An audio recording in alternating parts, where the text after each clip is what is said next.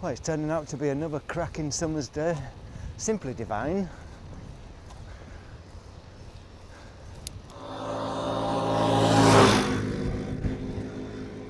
Nine o'clock in the morning now. Getting a couple of kilometres this morning before everyone wakes up and it gets too hot.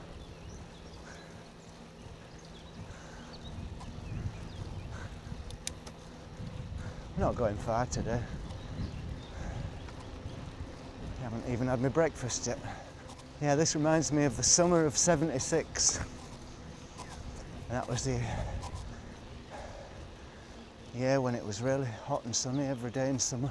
And the only time I ever got brown legs in England. Doing a lot of cycling then though. Every day the same. Blue sky. 28, 29, 30 degrees.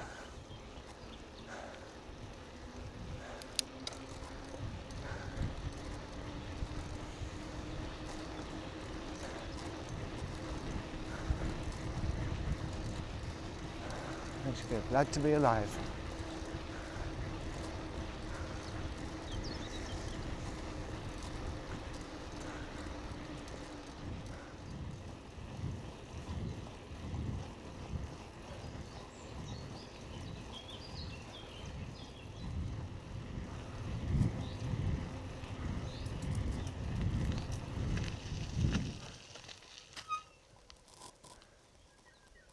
Yeah, that bird.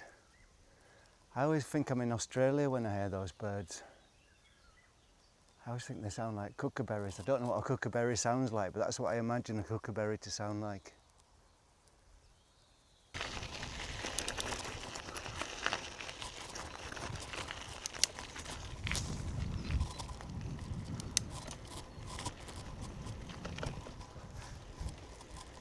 It's only 9:15 in the morning. It's already sweltering.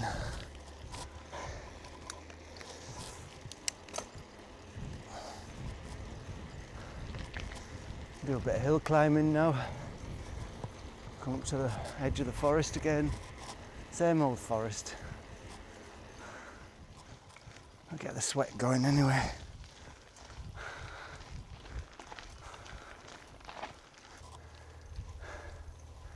So what shall we talk about? Worst jobs, best jobs? Okay, I'll think of something off the top of my head. One of the worst jobs I had was in Argos, in Peloponnese in Greece. It was 1980. I got a job for a week in a big dark cellar under the market square. And this cellar, full to the roof with onions that were sprouting. And my job was to sift through these onions all day long and just pick out the ones that were sprouting and throw them away. I did it a week long in this dark cellar, all dusty. And I want a nice job. Another job that's not number one on my top 10 was working in a little microfiche company that used to photograph documents for storage purposes before the days of digital. And you get a document and put it under a little camera and press a switch with your foot and take a photo. And I thought when I got that job, that was the first job I got when I moved to London. First job I applied for, I got that one. And I only stuck it 6 weeks. So once again I was sitting in a dark room, and you go in there at 9 o'clock in the morning. It was in Watford near London this, and you get handed a massive bundle of documents, invoices, all stuff like that. You had to keep it all in date And first of all, you had to take all the paper clips out, all the staples, keeping it all tidy and in the right date. And then you also have to just photograph all these documents, usually both sides. Click, photograph, click, photograph, click, photograph. And it was a piecework job, so you got paid per document. And if you made a mistake, like photograph the document upside down or something like that, then you got 20 documents docked off your wages. So it was a real little sweatshop. There was about 30 people all in little black booths, all doing this microfishing. And the boss of the company, so he had his little boardroom, and that was all luxury in there, and a big silver Rolls Royce. And it was like a Victorian sweatshop. So I didn't last at that job for too long. 6 weeks was enough for me. Yeah, more good jobs, bad jobs. Another pretty rough one was working in the grapes in the Champagne area of France, near Reims. And I got a job picking grapes, but not directly with the farm.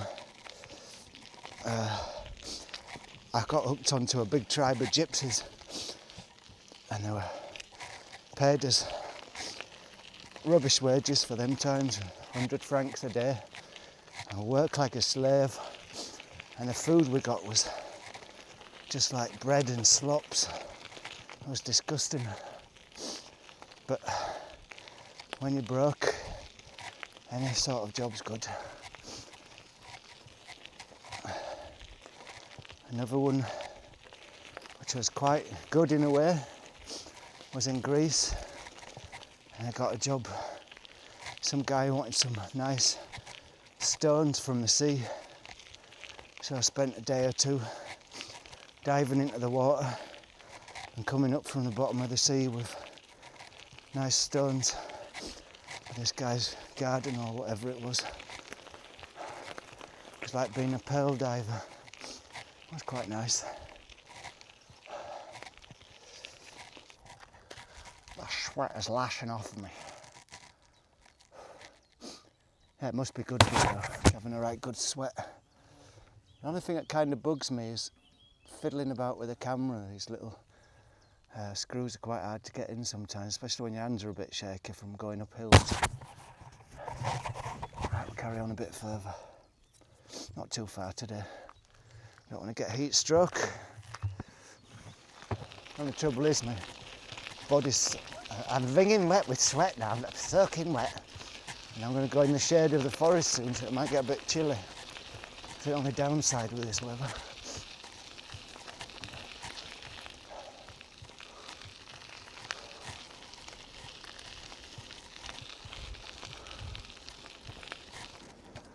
Round and round the windmill like a teddy bear. 1 step, 2 step, all the way up there. Once more to the Teutonic Forest.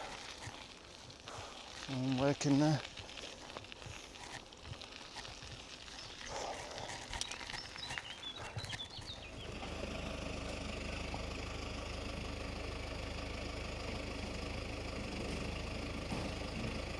So there's our wood for this year, and collected up.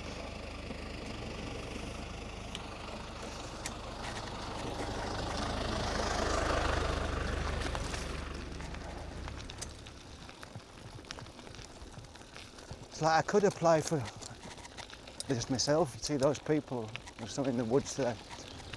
And when they cut trees down, there's always a few smaller branches left lying around. And on the condition that you take a chainsaw license test, you can get permission to be the one who tidies up in a certain part of the forest, and all the wood you get then is for free. But you've got to invest in a bit of gear. You've got to buy a trailer for your car, you've got to drive your car up here into the woods, you've got to cut the wood in the woods, you've got to stack it in the woods, you've got to bring it out of the woods, you've got to bring it home, stack it somewhere near home, and you've got to bring it from the stack at home, bring it home, split it, cut it into things. So they say each piece of wood you've got to touch it 7 times. So it's quite a lot of work still. Alright, where are we now? Another funny little hut here.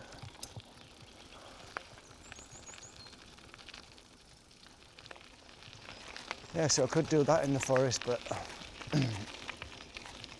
too bloody lazy. Anyway, you ever meet a person who works in the forest? The arms are like oak branches and the handshakes are like iron. Strong guys. You have to eat about 5,000 calories a day to do lumber work. And if you're just a little shrimp like me, then it'll take a lot of building up. Another nice job I had was in Sweden, and I was making little trolls in Sweden. I hope I haven't already said this on the video. I'm gonna go out in a speedboat in the morning, really early at 6 o'clock. Collect a speedboat full of nice pebbles for the trolls. We'll go back to a little workshop and we'll stick all them trolls together with glue, varnish them, put some sheep wool on the head for eyes, and then dip them all in varnish. And we didn't used to sell them ourselves, we used to sell them wholesale to the gift shops. And that was a real nice little earner. Nice job, that. Making trolls in Sweden.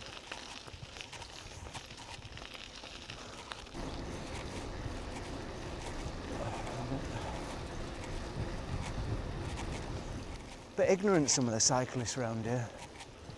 You can see them on the €2,000 bikes and the €60 socks. And I nod to everyone, I sort of acknowledge hello. But a lot of them don't bother acknowledging back. And I always think, I've been riding this bike for 40 years when you were still in your Pampers, lad, still in your nappy. Ignorant sods. But hard to be in a bad mood on a nice morning.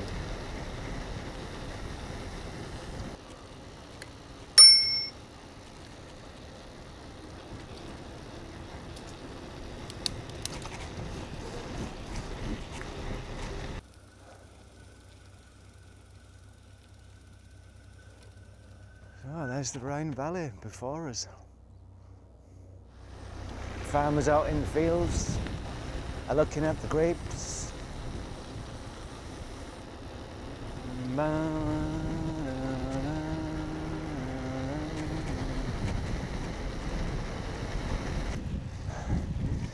So that was a nice kickstart to the day. Hit the ground pedalling. Go home. Have a nice cool shower, and then down to the hell of shopping on Saturday morning. Such is life.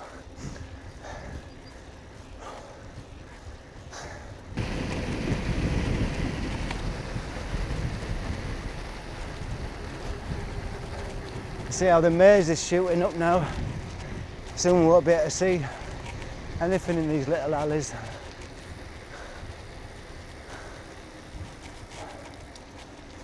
So, a bit of a climb now.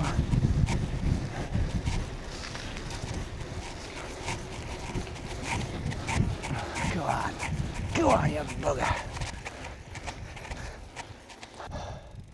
Cherry trees already looking knackered.